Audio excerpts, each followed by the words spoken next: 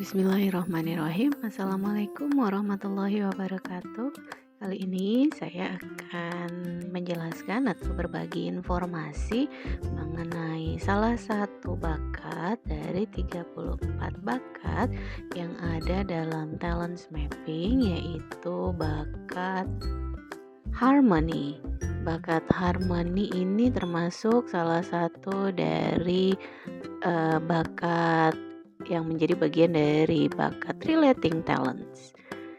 Nah, pemilik bakat harmoni ini adalah seseorang pribadi yang senang berinteraksi secara selaras dengan orang lain. Nah, seperti bakat relator ataupun includer, pemilik bakat harmoni ini adalah bakat yang membuat fokus atau memperhatikan juga apa yang terjadi di antara orang, bukan pada diri seseorang, begitu ya. Nah, mereka adalah pribadi yang senang berinteraksi secara selaras dengan orang lain secara alami.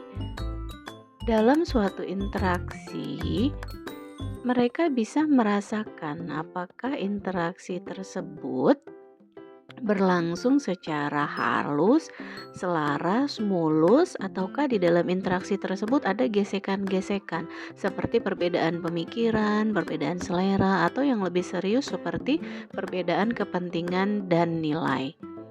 Mereka secara alami, spontan setiap saat ketika berinteraksi dengan orang lain, emosinya sambil merasakan apakah ada friksi dalam interaksi tersebut. Jika ada, maka secara alami atau spontan juga mereka akan merespon kondisi di mana friksi tadi ada dengan sikap, gestur, pilihan kata, atau apapun yang bisa dilakukan kemudian untuk meminimalisir atau menghilangkan gesekan tadi. Jadi intinya adalah kemampuan menghilangkan gesekan di antara manusia yang sedang berinteraksi. Itulah pribadi yang memiliki bakat harmoni. Mereka menginginkan kedamaian, kemudian mereka menganggap bahwa tidak ada yang bisa didapatkan dari sebuah konflik atau friksi begitu. Jadi mereka akan berusaha meminimalisir hal tersebut begitu. Mereka suka mencari hal-hal yang sama dari orang-orang begitu ya. Dan mereka menjauhkan diri dari konfrontasi begitu. Dan mereka itu mencoba untuk membantu seorang individu ataupun keluarga itu agar bisa bekerja bersama begitu.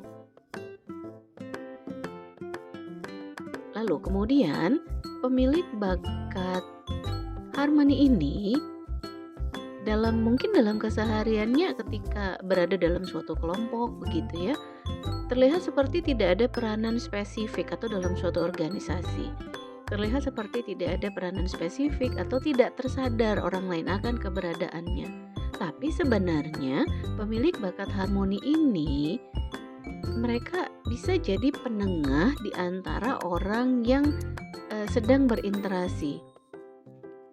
Dan keberadaan mereka itu seperti tadi meminimalisir gesekan sehingga interaksi yang berlangsung itu atau interaksi bisa berlangsung dengan sangat smooth.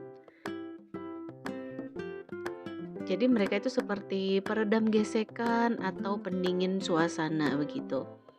Nah, lalu bagaimana mereka menciptakan keselarasan, dengan cara apa? Ini tergantung dari bakat lainnya dan juga dipengaruhi dari kemampuan dan keterampilan yang mereka miliki. Lalu apa sih kebutuhan pemilik bakat harmoni ini? Nah, pemilik bakat harmoni ini memiliki kebutuhan yaitu adanya suatu patokan agar semua orang bisa lebih bersepakat atau ada sosok yang bisa dihormati dan menjadi patokan agar bisa menyelaraskan diri sesuai dengan patokan tersebut. Mereka juga butuh mengenali semua orang yang terlibat dalam interaksi agar mengetahui titik tengah dalam gesekan agar semua orang nyaman. Lalu kemudian di dalam anak-anak begitu ya, ini bisa juga terlihat bakat harmoni ini. Jadi kita melihat ketika ada interaksi dalam beberapa anak, ada satu anak yang dia memiliki sikap mudah mengalah ataupun mau berkompromi. Kemudian perhatikan gestur-gesturnya. Apakah ada gestur yang bersedia berkompromi ataupun sering jadi pendamai ataupun pereda suasana. Mereka bersedia mengubah keinginan, berusaha mencari apa yang disukai oleh semuanya. Ini bisa juga menjadi tanda bakat harmoni pada anak. Nah, lalu apa yang harus diantisipasi bagi pemilik bakat harmoni?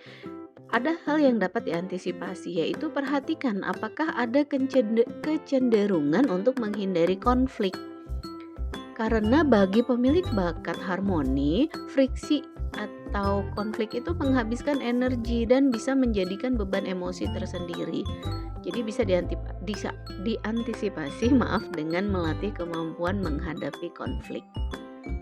Kemudian jangan sampai demi mengutamakan kesepakatan, kemudian tanpa sadar mengorbankan prinsip.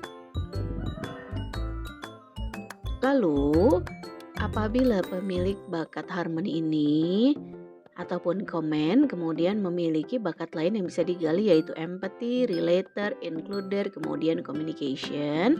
Ini mereka bisa menjadi salah satu atau bisa memiliki kekuatan. Potensi kekuatannya antara lain itu mereka bisa menjadi mediating, berusaha mengatasi atau melibatkan diri dalam upaya penyelesaian sebuah konflik, atau negotiating, berusaha mendapatkan kesepakatan tentang hal yang masih belum diterima oleh pihak lain. Dengan tipe kekuatannya yaitu tipe kekuatan mediator. Lalu kemudian profesi ataupun peran apa yang bisa dimiliki pemilik bakat harmoni ini, yaitu bisa jadi hakim ataupun wasit ataupun mediator. Bisa jadi mediator masyarakat, kemudian mediator bisnis ataupun mediator keluarga. Baiklah, berikut penjelasan mengenai bakat harmoni. Semoga bermanfaat dan wassalamualaikum warahmatullahi wabarakatuh.